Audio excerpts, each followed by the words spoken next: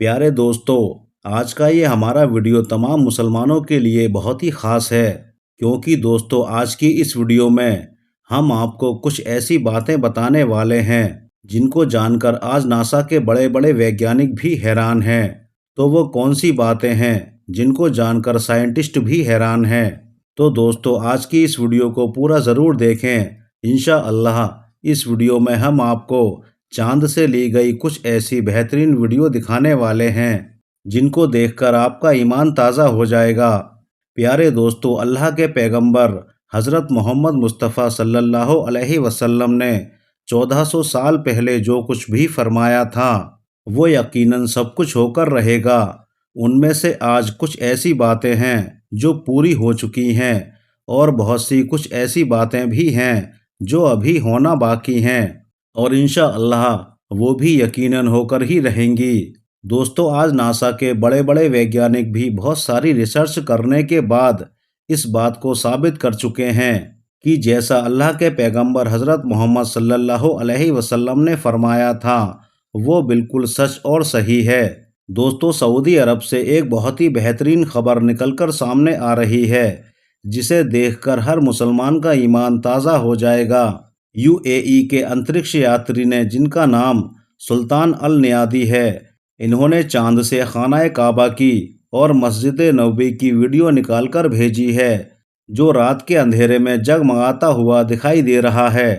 UAE के एक अंतरिक्ष यात्री सुल्तान अल नियादी, उन्होंने मक्का और मदीना का बहुत ही खूबसूरत वीडियो चांद से शूट किया है और ये पहले कुछ दिनों से सोशल मीडिया पर वायरल भी हुआ था और लोग इसे बहुत ही पसंद कर रहे हैं। जो इस वीडियो में कैप्चर किया गया है उसे देखकर आप यकीनन हैरान रह जाएंगे। सुल्तान अल नियादी ने चांद से शूट किए इस वीडियो को अपने ट्विटर हैंडल से पब्लिश किया, जिस पर उन्होंने लिखा है कि मुसलमानों के बच्चों के लिए ये एक छोटा सा तोहफा। ट्विटर पर शेयर किए गए इस वीडियो को लोग खूब पसंद कर रहे हैं और जमकर इसे शेयर कर रहे हैं। दोस्तों आपको बता दें कि सुल्तान अल नियादी ने इस साल मार्च में अपने 6 महीने का मिशन शुरू किया था। तब से वो लगातार बहुत ही खूबसूरत वीडियो शेयर करते आ रहे हैं, जिनमें से एक ये खूबसूरत वीडियो है। दोस्तों जब आप लोग इस वीडियो को करीब से देखेंगे तब आपको ये महसूस होगा कि पूरी दुनिया में अंधेरा ही अंधेरा है, लेकिन सिर्फ 2 जगहों पर उजाला दिखाई दे रहा है, मानो कि वहाँ पर नूर ही नूर हो। पूरी दुनिया में नूर सिर्फ काबा शरीफ और हमारे हुजूर नबी करीम सल्लल्लाहु अलैहि वसल्लम के शहर मदीना में है और इस चीज़ को बिल्कुल भी झुठलाया नहीं जा सकता। मगर 20 जुलाई 1969 के दिन अमेरिका ने ये कारनामा कर दिखाया था, जैसा कि बच्चे बच्चे को पता है। दोस्तों आज से लगभग 50 साल पहले अमेरिका इकलौता एक ऐसा देश बना था जो इंसान को चांद के ऊपर भेजने पर कामयाब हुआ था। इससे पहले बहुत से ऐसे देशों ने ये कोशिश की थी, बहुत सी ऐसी कंट्रीज थीं जिन्होंने ये कोशिश की, लेकिन उनको कामयाबी ना मिल सकी कि चांद पर पहुंचने वाला दुनिया का पहला इंसान अमेरिका का नील आर्मस्ट्रॉन्ग था। चांद पर पहुंचने के बाद नील आर्मस्ट्रॉन्ग ने वहां पर कई तरह की रिसर्च की और कई तरह की जांच पड़ताल की और उन्होंने अपने सारे एक्सपीरियंस अपनी डायरी में लिख लिए। यानी उन्होंने वहां जो कुछ भी देखा, जो कुछ महसूस किया, जो कुछ सुना, वो सब कुछ अपनी डायरी में नोट कर लिया। प्यारे दोस्तों नील आर्मस्ट्रॉन्ग लगभग 21 घंटे 36 मिनट चांद पर रहे। अब एक कहानी उनके नाम के साथ बहुत ही ज़्यादा फैलाई जाती है, यानी कि नील आर्मस्ट्रॉन्ग के नाम से ये बातें फैलाई जाती हैं कि जब वो चांद पर उतरे तो वहाँ पर उन्हें एक ही आवाज़ बार बार सुनाई दे रही थी।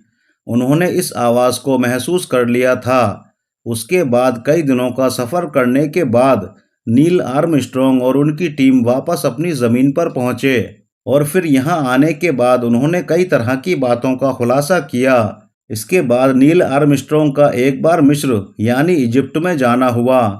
जब नील आर्मस्ट्रॉन्ग इजिप्ट गए तो उन्होंने वहाँ अजान की आवाज़ सुनी और ये आवाज़ सुनकर नील आर्मस्ट्रॉन्ग को कुछ महसूस होने लगा और वो सोचने लगे कि ये तो वही आवाज़ है, वही चीज़ है जो मुझे चांद पर बार बार महसूस हो रही थी। बार बार सुनाई दे रही थी। तब उन्होंने इस बात का खुलासा किया कि मैंने ये आवाज़ चांद पर सुनी है।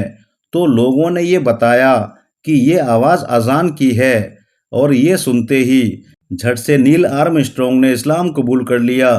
प्यारे दोस्तों, ये बात सुनकर आप लोगों को थोड़ा सा डाउट भी हुआ होगा कि ऐसा कैसे हो सकता है। तो इसकी सच्चाई हमने तलाश की, तो हमें ये पता चला कि ऐसा किस्सा बिल्कुल भी नील आर्मस्ट्रॉन्ग के साथ नहीं हुआ है। ये बिल्कुल अफवाह फैलाई गई थी। नील आर्मस्ट्रॉन्ग ने चांद पर कोई भी आवाज़ नहीं सुनी थी, बल्कि नील आर्मस्ट्रॉन्ग और उनके एक साथी, जिनका नाम एडविन एल्ड्रिन था, जब उनका इंटरव्यू लिया गया तो उनसे पूछा गया तो उन्होंने बताया कि लगभग नील आर्मस्ट्रॉन्ग के चांद पर उतरने के 19 मिनट के बाद मैं चांद पर उतरा और फिर हम सब ने कुछ घंटे वहां बिताए। उन्होंने कहा कि जब मैं चांद पर उतरा तो उस वक्त चांद पर पूरा सन्नाटा था, कोई आवाज़ नहीं थी। अपने इंटरव्यू में उन्होंने किसी भी आवाज़ का जिक्र नहीं किया। एक अफवाह फैलने पर बिना सच्चाई जांचे मलेशिया, इंडोनेशिया समेत कई देशों में नील आर्मस्ट्रॉन्ग के इस्लाम कबूल करने की झूठी खबरें, फेक अफवाहें फैलने पर नील आर्मस्ट्रॉन्ग ने Asian research centre international Christian fellowship के डायरेक्टर को खत लिखकर सफाई दी थी, जिसमें उन्होंने साफ तौर पर लिखा था कि इस्लाम को कबूल करने और चांद पर आवाज़ सुनाई देने की बात झूठी है। प्यारे दोस्तों, अगर अजान की बात आई ही है तो अजान के बारे में कुछ इंटरेस्टिंग बातें जान लेते हैं। प्यारे दोस्तों, अल्लाह ने अजान का कुछ इस तरह से इंतज़ाम किया है कि पूरी दुनिया में 24 घंटे अजान की आवाज़ गूंजती रहती है। जैसे कहीं फजर की अजान हो रही है, तो कहीं पर जोहर की अजान हो रही है, तो कहीं असर की, कहीं मगरिब की और कहीं इशा की अजान हो रही होती है। अगर आज आप इस पूरी दुनिया का जायज़ा लें तो आपको ये मालूम होगा और हैरानी भी होगी कि इस दुनिया में कहीं पर दिन निकल रहा है और कहीं पर रात हो रही है। और आप देख सकते हैं, अजान तो अपने वक्त पर ही होती है। अब हिंदुस्तान का वक्त अलग है, पाकिस्तान का वक्त अलग है, इंडोनेशिया का वक्त अलग है, सऊदी अरब का वक्त अलग है, अमेरिका का अलग है। जितने भी देश हैं वहाँ पर वक्त वक्त पर अजान होती है। वो वक्त अजान का तय है, उसी वक्त पर अजान होती है। तो ये बात है कि ऐसा कोई वक्त नहीं होता, ऐसा कोई घंटा नहीं होता, कोई मिनट नहीं होता जहाँ पर अजान की आवाज़ न होती हो। हर वक्त अजान इस दुनिया में होती ही रहती है।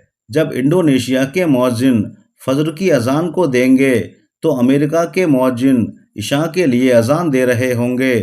तो दुनिया में एक भी ऐसा वक्त खाली नहीं जाता, एक भी ऐसा घंटा खाली नहीं जाता जिसमें कि अजान न दी जाती हो। ये अल्लाह का करिश्मा ही है। दोस्तों, जिसे आज हम चांद कहते हैं, जो हमसे 3,85,000 किलोमीटर दूर है, इस्लामी तालीमात के हिसाब से आज से 1400 साल पहले अल्लाह के आखिरी नबी हज़रत मोहम्मद मुस्तफ़ा सल्लल्लाहु अलैहि वसल्लम ने उस चांद के 2 टुकड़े किए थे।